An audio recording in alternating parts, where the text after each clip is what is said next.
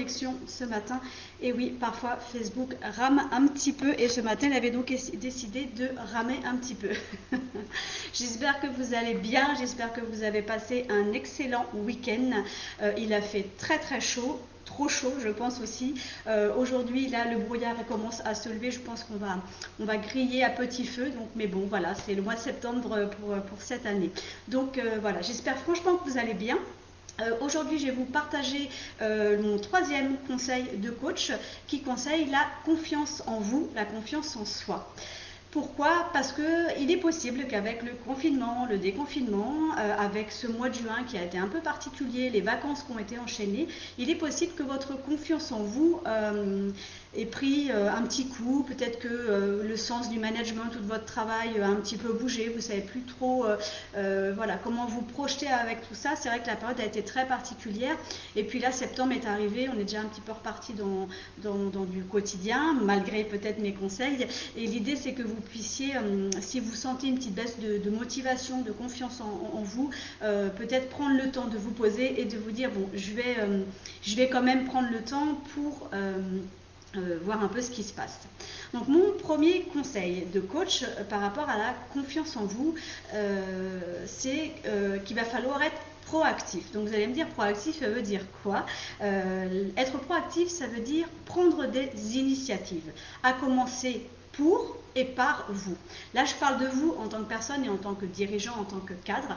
Il va falloir y aller. Il va falloir que vous puissiez aller un petit peu expérimenter des choses qui, soit n'ont pas toujours bien fonctionné avant, donc je parle au travail, hein, soit où vous vous sentez pas forcément à l'aise, vous êtes peut-être un petit peu timide par rapport à un sujet particulier au travail. Donc, je vous conseille d'aller expérimenter de façon à vous décoller, départir de cette expérience passée qui est peut-être venue, vous avez laissé peut-être dans un coin parce que c'est pas peut-être la priorité, mais peut-être que là aujourd'hui c'est ressorti en lumière avec cette période-là actuelle. Pourquoi être proactif? Pourquoi prendre des initiatives? En fait, parce que nous ne sommes pas nos sentiments, on n'est pas nos humeurs, on n'est pas nos pensées. Et ce qui se passe lorsque votre cerveau reste sur une donnée que vous avez actée du genre oui, bah ça je fais pas, c'est pas trop mon, voilà, je me sens pas à l'aise, ou oui, c'est la dernière fois que j'ai essayé, ça n'a pas trop marché. Le cerveau acte, conditionne ça, et du coup la conscience également conditionne ça, et vous allez vous retrouver avec des projections sur le futur qui sont du coup biaisées avec ce filtre là qui est resté erroné au moment de cette expérience passée qui n'a pas marché. Donc l'idée, c'est que vous puissiez éviter que ça affecte vos idées, vos comportements, et puis du coup, votre façon à vous de voir les autres, de façon à ce que ça ne devienne pas une carte du monde erronée, de façon à ce qu'il n'y ait pas de transfert aussi sur l'autre. Donc je parle vraiment de vous en tant que personne, hein, c'est comment aller expérimenter, allez un petit peu vous exposer. Alors je ne parle pas de choses à risque, hein, je parle vraiment de prise de parole, d'animation, enfin des choses dans lesquelles vous ne vous sentez pas, ou en ce moment justement vous avez une petite baisse de forme par rapport à ça. Donc je vous invite vraiment à essayer. Pourquoi aussi? Parce que il va falloir, ça va vous permettre aussi, dès le début, il va falloir que vous sachiez où vous voulez aller. Il va vraiment que vous donniez la priorité aux priorités. Et si vous sentez que la confiance en vous, là, en ce moment, c'est un petit peu moyen, c'est un peu flou, allez vraiment expérimenter pour reconditionner un petit peu votre cerveau pour qu'il y ait une vision plus positive. Mon deuxième conseil, pourquoi je vous dis d'être proactif? Du coup, ça va être un peu plus léger pour vous, ça va être plus souple au niveau de votre personne et au niveau de votre management. Et du coup, ça va vous permettre, si vous êtes plus à l'aise, de pouvoir dire non, d'exprimer vos émotions, de façon à ne pas être complètement comprimé. Et ça va vous permettre aussi une ouverture d'esprit, relationnelle, qui est importante en management, pour vous et après dans votre travail. Et ce qui veut dire que il va falloir cultiver le droit à l'erreur. Il va falloir l'accepter pour vous et vos collaborateurs. Il faut que vous vous sentiez libre avec ça. Oui, vous avez le droit à l'erreur. Et il faut garder à l'esprit que le droit à l'erreur, c'est vraiment une période apprenante. C'est vraiment quelque chose d'important. Le droit à l'erreur, il ne faut pas le prendre comme un échec. Il ne faut pas se dire... je suis mauvais, je suis nul. Non, non, le droit à l'erreur, ça permet aussi de dire bon bah là on s'est trompé, hop on recommence, qu'est-ce qui s'est passé et on travaille ensemble. Ça amène une vision plus souple. Et si vous ne prenez pas des initiatives pour mieux vous réancrer, si vous ne cultivez pas le droit à l'erreur, vous risquez d'être assez rigide et ce qui se passe c'est que pour vous ça va être compliqué et du coup dans votre management ça va l'être tout autant puisque vous allez être dans l'incapacité de comprendre comment l'autre se considère, ce qu'il ressent, comment il voit le monde. Et du coup, vous risquez d'être erroné dans votre vision en fait de comment l'autre se comporte. Vous risquez de faire des transferts de conviction en fait, vous voyez, donc ça c'est un transfert de conviction et c'est vraiment l'intérêt de et ben, si vous êtes dans ce genre de fonctionnement, du coup vous n'êtes pas conscient de vous-même et du coup vous êtes dans l'interprétation. C'est ça, vous êtes vraiment dans l'interprétation et du coup vous êtes dans la projection de vos intentions sur les comportements de l'autre. Vous me suivez ou pas? Donc du coup, ça vient complètement biaiser votre relation, votre management, et on finit par plaquer des choses ou être sur de la supposition sur le comportement de l'autre. Et ça, du coup, ça va pas être possible en management. Et puis pour vous, ça va être compliqué à vivre vraiment au quotidien. Voilà. Donc mes 2 conseils aujourd'hui, je vous en donne 2. C'est soyez proactifs.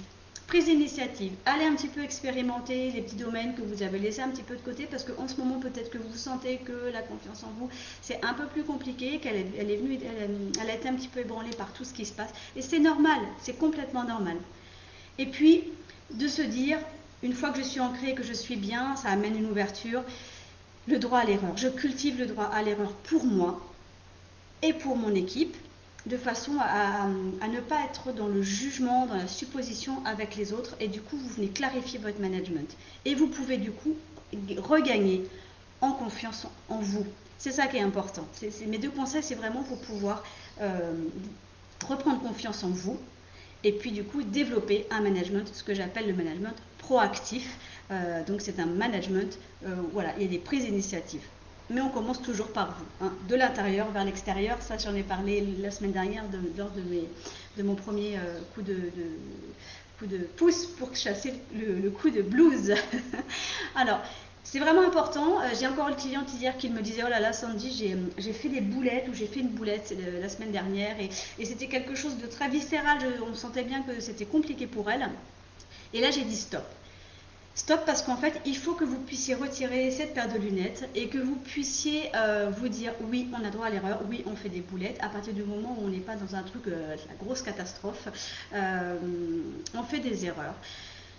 On fait des erreurs et l'amalgame souvent que je croise dans ma clientèle, c'est que il y a la confusion entre je fais une erreur donc je suis nul, je ne suis pas compétent, je suis impardonnable parce que vous avez des gens qui sont très ancrés, qui ont des valeurs très fortes en fait. Et ben non, ça n'a rien à voir avec votre posture, ça n'a rien à voir avec vos compétences. On a le droit de se tromper, c'est humain. Et puis il faut même la limite dire chouette, un problème. Vous voyez, l'idée c'est de pouvoir se nourrir, s'enrichir, évoluer et utiliser les erreurs, les problèmes pour faire autrement, évoluer, changer et garder cette souplesse et cette ouverture dont je vous parle depuis le début de cette pause café d'ailleurs.